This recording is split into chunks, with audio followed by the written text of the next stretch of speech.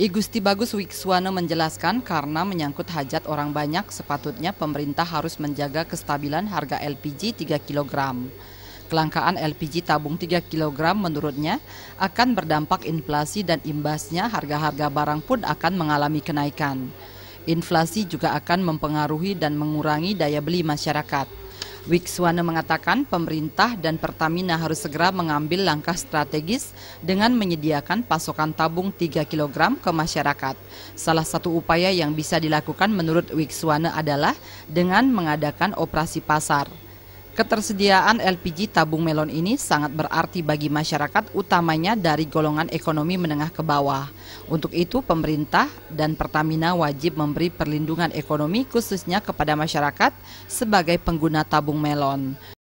Sasaran subsidi pemerintah juga tidak tepat, tidak hanya dilakukan oleh pemerintah, tetapi juga masyarakat pengguna dan orang-orang yang terlibat di dalam penyaluran gas LPG itu juga seringkali bermain ya, para distributor.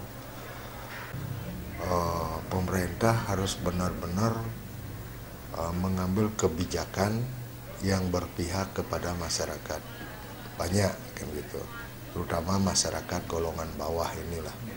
Nah sehingga tapi tetap kebijakan itu harus dikawal gitu ya.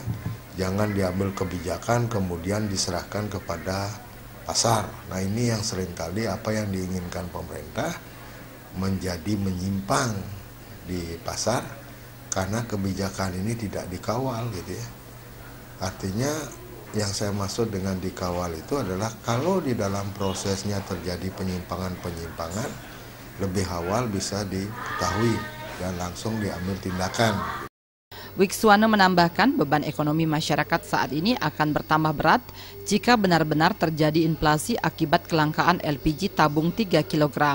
Wikswana sangat berharap perlindungan ekonomi terhadap masyarakat ekonomi lemah menjadi tugas mutlak pengambil kebijakan. Alit Setiawan dan Agung Krisna, Bali TV.